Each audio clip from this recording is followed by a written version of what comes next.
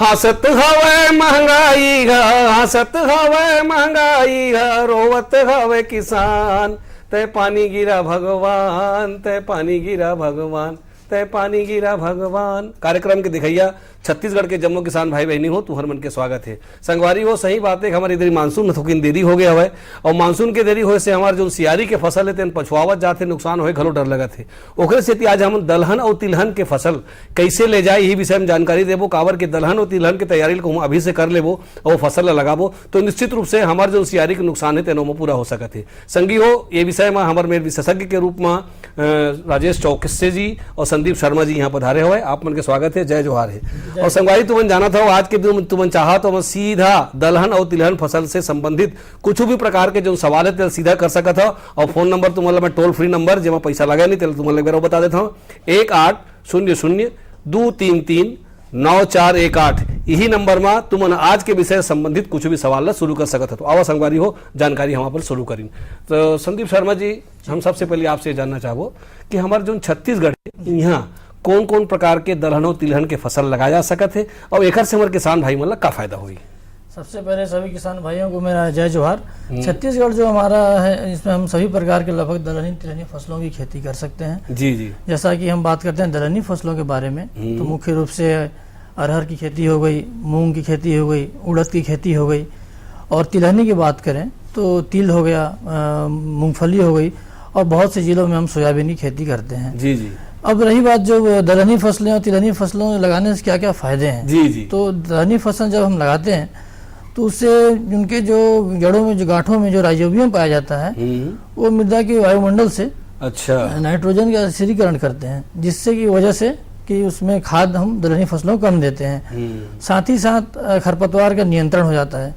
और आजकल जैसा हम देख रहे हैं कि किसान भाई अंतराशस्य खेती कर रहे हैं, अंतर्वर्ती खेती कर रहे हैं, जैसे कि मक्का लगा लिए, मक्का के बीच में मूंग डाल दिए, उड़द डाल दिए, अरहर डाल दिए। इससे क्या होता है कि इससे घास भी कम आता है और हमको एक सप्लीमेंट्री के रूप में उड़द से, मूंग से या उड़द से हमको उपज मिल जाती है।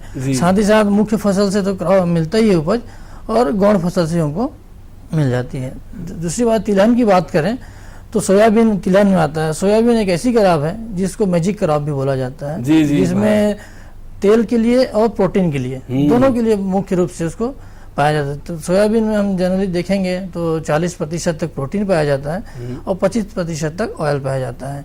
तो सोयाबीन जो हमारी क्रॉप है दलहनी तिलहनी फसल कहा जाता है। और सोयाबीन बहुत ज़्यादा मात्रा में नाइट्रोजन फिक्सेशन करता है और आजकल बहुत सारे सोयाबीन से सोया प्रोडक्ट बन रहे हैं जिनको फिशरी में और सोया मिल्क में भी उपयोग करें। हमारे किसान भाई लोग पैसा घलो खूब अच्छा मिली, भूमि के सुधार घलो हो सका। हाँ, ये दलहन तिलहन लगाए।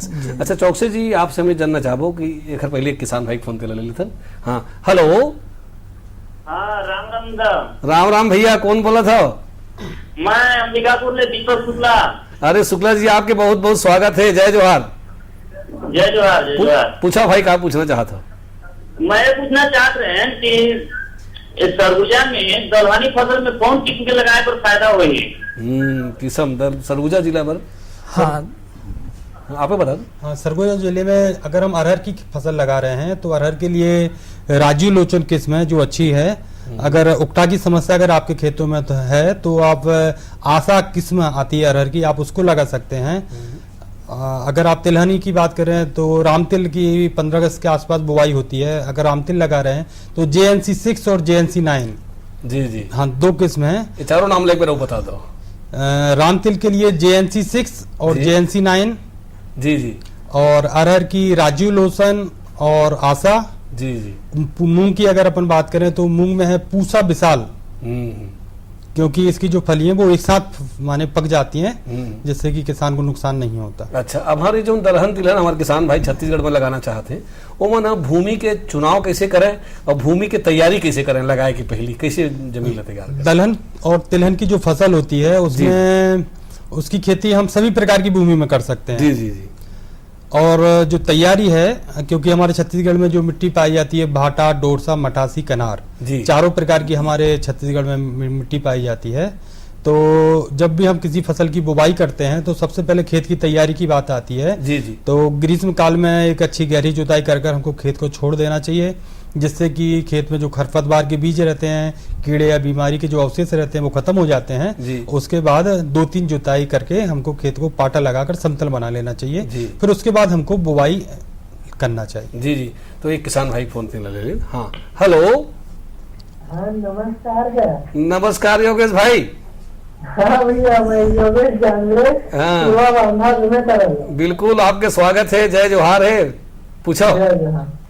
जी भैया, अभी जैसे बरसात के समय है, धान और मोई काम चलत है, तो अभी जैसे अपन दलहनी फसल डालना चाहत हन, तो कौन से फसल के कौन से किस्म ज्यादा अच्छा रही? तो मतलब कोनो शासन के कोई कृषि केंद्र हवे का नहीं है, हम मतलब बीज प्राप्त कर सकें?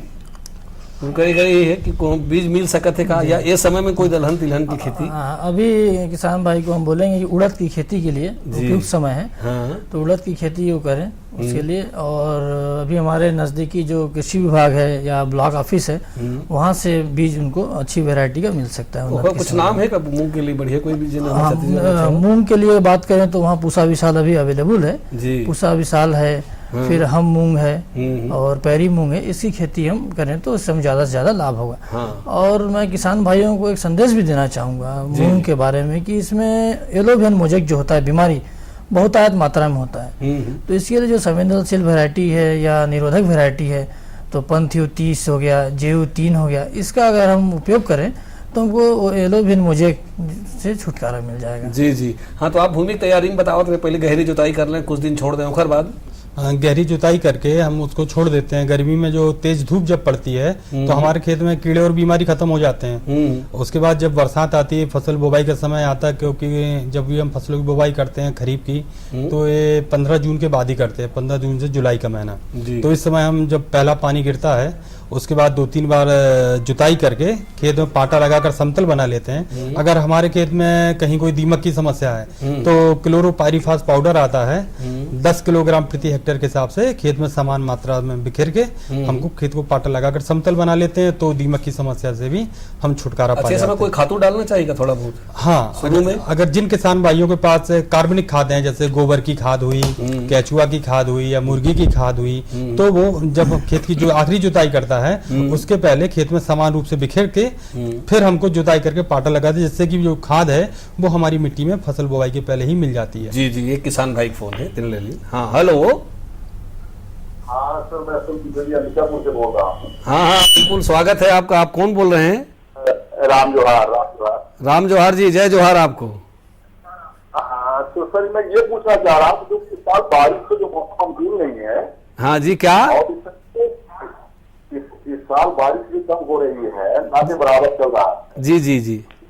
तो इस तरह जो दलहन हो रहे हैं, खेत की बुआई करें, उसमें किस प्रकार की हम खाद का उपयोग करें और कितने कितने पानी से दें?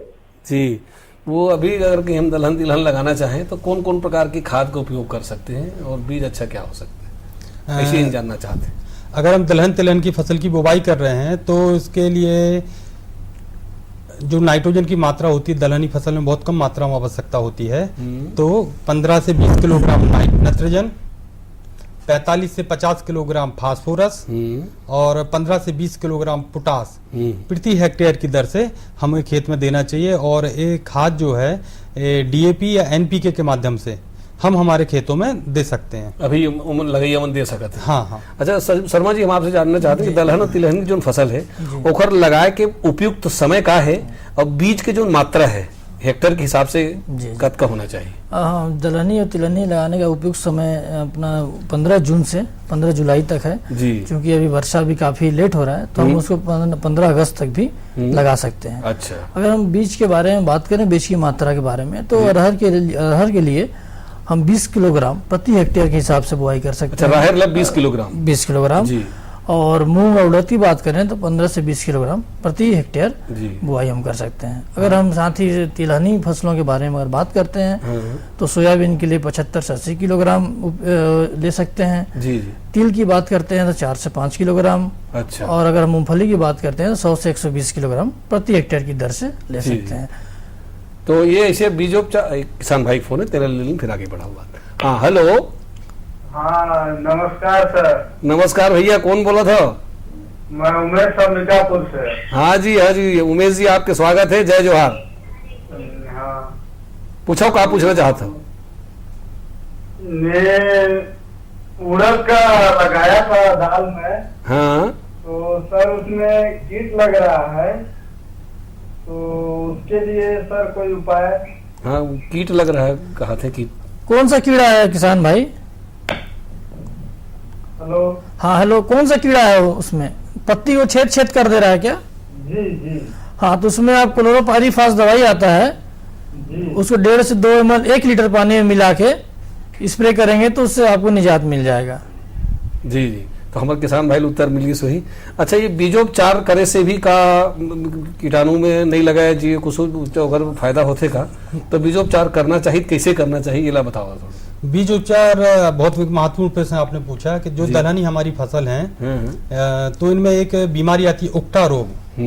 जब हम पौधा लगाते हैं खड़ा पौधा ही अपने आप सूख जाता है। अच्छा, है ना, इससे किसानों को काफी नुकसान होता है। तो इसके लिए जब भी फसल की बीज की बुवाई करते हैं तो 2.5 से 3 ग्राम दवा प्रति किलोग्राम बीज के हिसाब से हमको बीज के साथ बुवाई के पहले बीज में मिला देते हैं और फिर उसके बाद हम उससे माने बीज उपचार करने के बाद ही हम फसल की बुवाई करते हैं, तो उससे बीमारी हमारे खेत में नहीं आती। जी हाँ, तो किसान भाई वो अभी एक छोटे से विराम लेवत हन और ओकर बाद फिर आपके सेवा में हाजिर होबो।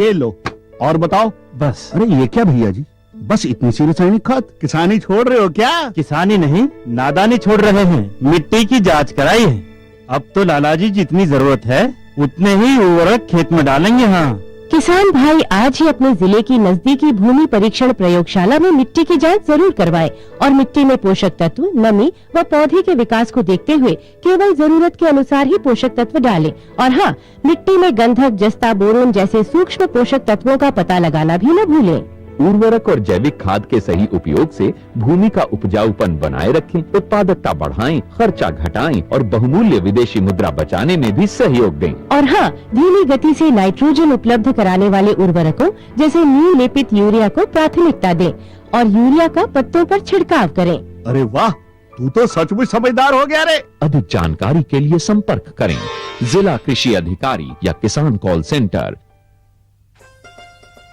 अम्मा खाना दे दो ना। सबर कर गोलू, अभी दाल नहीं गली है। तू फिक्र ना कर गोलू की अम्मा, अब की बार अपनी दाल खूब गलेगी। क्या मतलब जी? अब की बार NFSM के तहत दाल की पैदावार को बढ़ाने के तरीकों को दिखाने के लिए देश में 1000 क्षेत्र चुने गए हैं, जिसमें हमारा इलाका भी आ गया है। पर इससे हमें क्या फायदा? हमें 5 एकड़ खेती के लिए खाद और कीटनाशक के अलावा बढ़िया बीजों की एक मिनी किट भी मिलेगी। इतनी दाल का करेंगे क्या जी? अरे भगवान, सरकार ने दलहन का समर्थन मूल्य भी खूब बढ़ा दिया है और इनकी खरीद का भी पूरा इंतजाम कर लिया है। इससे आमदनी बढ़ेगी और फिर हमारा गोलू अच्छे स्कूल में जाकर के कृषि वैज्ञानिक बनेगा। हाँ, क्या करूं? हाँ, मैं ऐसे ही करूंगा। हाँ, अच्छा मैं जा रहा हूँ। अच्छा, जी जी जी, हाँ जी जी जी। किससे बात कर रहे थे इतना हंस कर?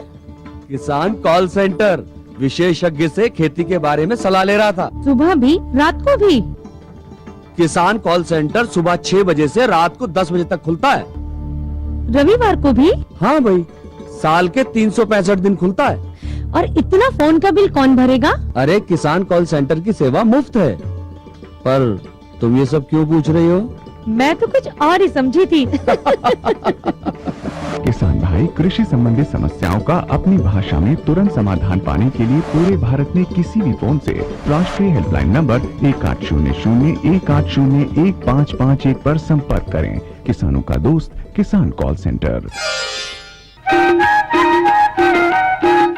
शिव शक्ति रॉयल 19T यानी 15 साल में धन वर्षा। शिव शक्ति रॉयल 19T के पौधे लगाए, पेड़ में पैसे उगाए। अधिक जानकारी के लिए कॉल कीजिए। विराम के बाद संगवारी हो आप मन के फिर से स्वागत है। आओ आज के चर्चा आगे बढ़ा होता। संदीप शर्मा जी, ये जानना चाहते जैसे बीजोपचार के बड़ा फायदा बताया हो आप, तो जो अलग अलग राहर मूंग उड़ीद सवाल के पहले किसान भाई फोन तेरा पहले ले लेते हैं। हाँ, हेलो हेलो हाँ सर, नमस्ते। नमस्ते भाई, कौन बोला था आप? सर हम आकाश दुबे बोल रहे हैं सूरजपुर से। हाँ जी आकाश दुबे जी, आपके स्वागत है। राम राम। राम राम सर। हाँ पूछो, क्या पूछना चाहा था? जो सर हमारा सवाल शर्मा जी से है हाँ कि सर जो मूंग उड़द में जो हम खेती करते हैं, हाँ हाँ, तो इसमें सर जो घास बहुत उग रहे हैं, तो इन्हें मारने के सर नियंत्रण करने का जो कुछ उपाय बताए सर। खरपतवार घास बहुत होती है। बड़ा अच्छा सवाल पूछा है दुबे जी ने। प्राय हम देखते हैं कि दलहनी फसल हो गया, तिलहनी फसल हो गया या फिर घास हो गया, इसमें खरपतवार से जो नुकसान होता है शुरू में 25 से 30%, कभी कभी 90% तक भी इसमें नुकसान हो जाता है। पूरा का पूरा जो उपज मार खा जाता है जी। तो हम आज बात करें दलहनी तिलहनी फसलों के बारे में, तो इसके लिए जो खरपतवार नाशी उपयोग करते हैं, पेंडीमेथिलीन दवाई आता है, पेंडीमेथिलीन जो मार्केट में आसानी से हर जगह मिल जाता है, उसको हम 1000 से 1200 ग्राम प्रति एकड़ के हिसाब से अगर उसका स्प्रे करें तो इससे हमको निजात मिल जाता है। कब का बेरस करना चाहिए? पहली 0 से 3 दिन बाद, बुआई के 3 दिन तक करना चाहिए। अच्छा अच्छा। हाँ। एलाकोलोर भी होगी, उसका भी 1000 से 1200 ग्राम जी 0 से 3 दिन में उसका स्प्रे करना चाहिए। किसान भाइयों को मैं बताना चाहूँगा कि अगर हम खरपतवार नाशी का अगर हम स्प्रे कर रहे हैं तो उसके लिए जो नोजल उपयोग करते हैं, फ्लैट फैन नोजल उपयोग करना चाहिए। अच्छा। जिससे एक तरफ से पूरा उसमें घास में पड़ता है और उससे फिर घास जल्दी जल्दी उससे मरता है और छुटकारा मिल जाता है। अच्छा अच्छा। तो अब आप बता रहे हो कि बीजोपचार जो है, जैसे दलहनी फसल है और तिलहनी है, इन दोनों पर अलग अलग कुछ दवाई हुई या अलग अलग तरीका? बड़ा अच्छा सवाल है ये। बीजो जैसे हम लोग बात करते हैं मनुष्य के बारे में कि टीकाकरण, हम पोलियो का ऐसा टीकाकरण करते हैं बच्चों का जी, तो उसी बार हम बीजों का भी टीकाकरण करते हैं। और उसका भी एक समय होता है, जैसे पोलियो का एक समय होता है, शुरू 2-3 साल तक पोलियो दवाई पिलाते हैं टीकाकरण, उसी बीजों का भी टीकाकरण हम जो करते हैं वो बुआई से पहले करते हैं। अब रही बात की अलग अलग दलहनी फसल आते हैं, तो उनके लिए अलग अलग जो कल्चर होते हैं, ज्यादातर जब हम उपयोग करते हैं सोयाबीन के बारे में, तो उसमें राइजोबियम जो उपयोग होता है वो जपोनिकम आता है कल्चर, उससे हम उसका ट्रीटमेंट करते हैं 5 से 10 ग्राम प्रति किलो बीज के हिसाब से। बाकी जो उड़द हो गया, मूंग हो गया, इसके लिए हम करते हैं राइजोबियम कल्चर। साथ में कई बार हम जैसे उकठा के लिए भी बात करते हैं तो ट्राइकोडर्मा विरिडी आता है, इसका भी हम 5 से 10 किलोग्राम प्रति हेक्टेयर के हिसाब से, प्रति किलोग्राम के हिसाब से हम इसका वो करते हैं। एक किसान भाई फोन कर लेते हैं, बात लागू बढ़ाओ। हाँ हेलो। Hello sir. हेलो भाई, कौन बोला था आप? मैं पीताम्बर बंजारे बोल रहा हूँ। कहाँ से बोला था भाई? दुर्ग से। हाँ स्वागत है आपके, पूछो क्या पूछना चाहता? जी डॉक्टर साहब, मूंगफली की खेती के लिए उसका भूमि की तैयारी कैसे करते हैं?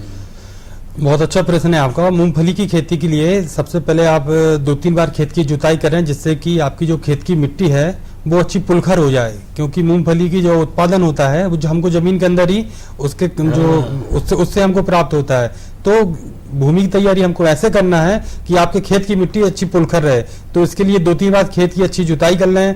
और अगर आपके पास कार्बनिक खादें उपलब्ध है, गोबर की खाद वगैरह या केचुआ की खाद या मुर्गी की खाद, तो उसको समान रूप से बिखेर के उसकी खेत की जुताई करके पाट लगा के समतल कर लें। और अगर आपके खेत में दीमक की अगर कोई समस्या है तो आप क्लोरोपाइरिफास जो पाउडर आता है वो 10 किलोग्राम प्रति हेक्टेयर की दर से खेत में बुरक दें और उसको अच्छे से मिला दें। अच्छा, मूंगफली पर मांदा घलो बनाए पड़ते का, माटी चढ़ाए पड़ते शायद बाद में, इसे कुछ है तो कुछ मदद नहीं बनाए लगे?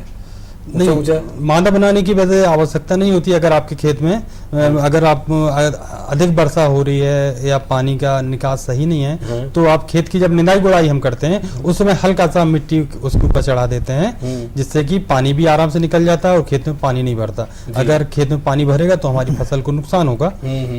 और निंदाई के साथ साथ हल्का सा मिट्टी चढ़ा दें। जी जी, ये हो गए भाई प्रश्न को उत्तर। आप दलहनी के बारे में जो 4 बताया, तिलहन के भी थोड़ा तो तिलहन के बारे में भी हम लोग, हाँ अब हम जो बात करते हैं सीक्वेंस की, मतलब सबसे किसान भाई कई बार जानते नहीं है, तो एक हम जैसे उपयोग करते हैं, हम किसान भाइयों को बोलते हैं जनरली याद करने के लिए FIR।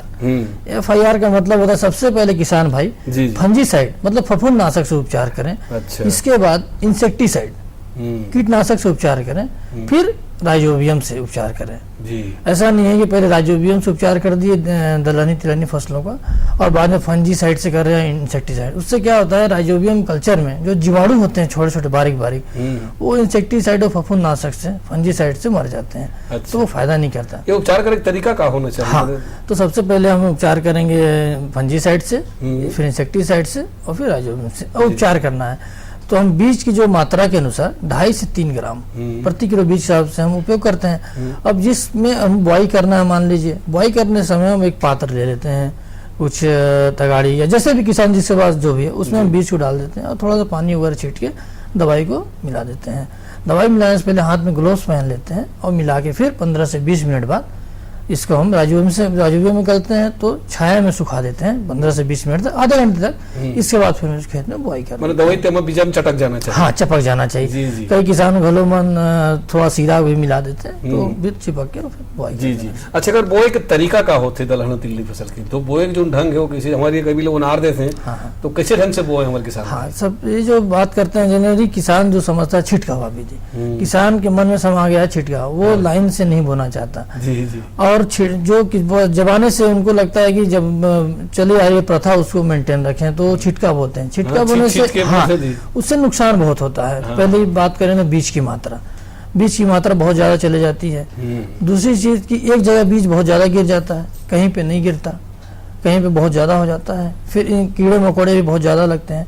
तो हम सभी किसान भाइयों को सलाह देते हैं कि वो लाइन से बोएं। लाइन से अगर हम बोते हैं तो उससे खरपतवार कम आते हैं, जो फर्टिलाइजर जो उर्वरक उपयोग करते हैं उसकी मात्रा कम लगती है। फिर हम बात करते हैं कटाई के समय, अगर 2 क्रॉप लेते हैं, अंतरावर्ती क्रॉप लेते हैं तो कटाई में भी हमको अच्छा सुविधा होता है। कीट बीमारी लगता है तो आसानी से हम खेत में घुस के देख भी सकते हैं कहाँ पे कीट लग रहा है, कहाँ बीमारी लग रहा है जी। तो बहुत सारे फायदे हैं लाइन से बोने में। अच्छा, कतेक बीजा गिरना चाहिए लाइन बोने में? एक जगह 1-2 ठो बीजा गिरना चाहिए जी। और छोटा बीजा है तो 2-3 ठो गिरना चाहिए। अब तिल के बात है तो बालू में मिला के बुआई करल जाए। अच्छा, रेती मिला लें? हाँ, रेती मिला लें। सोयाबीन के बीज बड़ा है तो 1-2 ठो बीजा एक जगह गिरना चाहिए जी। तो अलग अलग है 30 सेंटीमीटर में, 30-40 सेंटीमीटर कतार से कतार और 15 से 20 सेंटीमीटर पौधे से पौधे की दूरी के रखना चाहिए, हिसाब से बुआई करना चाहिए। हाँ। अच्छा, खातू या माटी बिना तो कोई चीज बढ़िया होए नहीं, तो कौन कौन से उर्वरक और कौन कौन से खातू हमारे दलहन और तिलहन में अच्छा होते और दे के समय का होते, मात्रा का होते? मनुष्यों तथा जानवरों की तरह पौधों को भी अपने जीवन यापन के लिए पोषक तत्वों की आवश्यकता होती है। जी जी चौक है ना। और अभी तक जिनकी अपने खोज की जा चुकी है वैज्ञानिकों द्वारा, 18 प्रकार के पोषक तत्व हैं जिनकी जी जी की पौधे को आवश्यकता होती है। जी जी। इनको अपने 3 भागों में बांट दिया। पहला मुख्य पोषक तत्व, दूसरा द्वितीयक पोषक तत्व, तीसरा है सूक्ष्म पोषक तत्व। अच्छा। जो मुख्य पोषक तत्व है उसमें कार्बन डाइऑक्साइड, हाइड्रोजन और ऑक्सीजन, ये तो हमें वायुमंडल से मिल जाते हैं। अच्छा। और नाइट्रोजन, फास्फोरस और पोटास जिनकी पौधे को अधिक मात्रा में आवश्यकता होती है, इसलिए हम इनको मुख्य पोषक तत्व कहते हैं। दूसरा आता है द्वितीयक पोषक तत्व, इसमें हमारा कैल्शियम, मैग्नीशियम और सल्फर आता है। बाकी के जितने पोषक तत्व बचे हुए हैं वो सूक्ष्म पोषक तत्व। सूक्ष्म इसलिए क्योंकि इनकी बहुत ही कम मात्रा पीपीएम में इनकी मात्रा की हमको आवश्यकता होती है, इसलिए सूक्ष्म पोषक तत्व हम कहते हैं। जैसे zinc, boron, copper, nickel, cobalt, ये हमारे सूक्ष्म पोषक तत्व हैं। सूक्ष्म पोषक तत्वों का भी फसल के उत्पादन में विशेष महत्व है, क्योंकि किसी भी अगर एक पोषक तत्व की कमी हुई तो हमारे फसलों का उत्पादन निश्चित रूप से कम हो जाएगा। अगर किसान भाई अपने खेतों में रासायनिक उर्वरकों के साथ साथ कार्बनिक खाद जैसे गोबर की खाद हुई, मुर्गी खाद हुई, केचुआ खाद हुई, इन हरी खाद हुई, इनका उपयोग समय समय पे कर रहा है तो सूक्ष्म पोषक तत्वों की कमी हमारे खेतों में नहीं होगी। हम मुख्य पोषक तत्व अकेला देके भी फसलों से अच्छा उत्पादन ले सकते हैं। और जब हम फसल की बुवाई करते हैं कि हमको कब कब देना चाहिए जी जी, तो जो आधार खाद हम जिसको बोलते हैं उसमें हमारा डीएपी, यूरिया को छोड़ के, क्योंकि यूरिया में नाइट्रोजन की मात्रा होती है, डीएपी और पोटास या फिर एनपीके के माध्यम से हम फसल बुवाई के पहले खाद का उपयोग करें, या फसल बुवाई के साथ में हम आधार खाद के रूप में इसका उपयोग करें। और जो नाइट्रोजन की मात्रा है इसको बाद में जैसे 21 दिन बाद या 35 दिन बाद ऐसे जब फसल हमारी खड़ी हो जाती खेत में तो टॉप ड्रेसिंग के रूप में हम इसका उपयोग करते हैं। जी, एक किसान भाई फोन पे लेते हैं। हाँ, हेलो सर, मैं ओम प्रकाश बंजारे बोल रहा हूँ। हाँ जी बंजारे जी, कहाँ बोला था?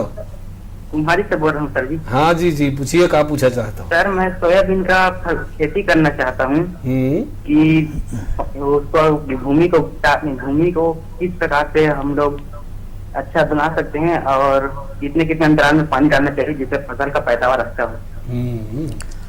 हाँ, तो सोयाबीन की खेती के बारे में जानना चाह रहे हैं। तो सबसे पहले हम, जैसे कि अब तो गर्मी चले गया, फिर भी गर्मी बहुत पड़ रहा है, तो ग्रीष्मकालीन गहरी जुताई करने के लिए हम किसानों को बोलते हैं। उस ग्रीष्मकालीन गहरी जुताई करने से क्या होता है कि जितने भी खरपतवार होते हैं, पिछले साल के जो इल्ली होते हैं, अंडे होते हैं, वो मर जाते हैं। तो हमको 2-3 गहरी जुताई करनी चाहिए। इसके बाद उसको रोटावेटर से चला के भूमि को समतल कर लेना चाहिए जी। साथ ही अगर कहीं अगर हल्की भूमि है, बालू वाली भूमि है, तो वहाँ दीमक की समस्या बहुत होती है। तो हम फोरेट हो गया, तो फोरेट हम 25 किलोग्राम प्रति एकड़ के हिसाब से मिला के उसकी फिर हम सोयाबीन से जमीन तैयारी करते हैं जी। हाँ, इसके बाद फिर हम कल्चर से बीज उपचार करते हैं, और जैसा हम बताए कि 75 से 80 किलोग्राम प्रति हेक्टेयर बीज लगता है जी। आज शर्मा जी और चौकसे जी, आप बहुत सुंदर किसान भाई मतलब जानकारी दे हो, एक बार आप मतलब बहुत बहुत धन्यवाद। जय जवाहर। तो संगवारी हो, दलहन और तिलहन फसल लगा करके नकदी पैसा घलो कमा सकत हो, और जो हमार जो उनहारी के सियारी से जो नुकसान होए के संभावना तेकर से तुम बाच सकत हो। आज के बताए विधि से दलहन तिलहन के फसल लो, और आज बसत के बाकी आन दिन तब तक बार जम्मो किसान भाई बहनी मन ला जय जोहार।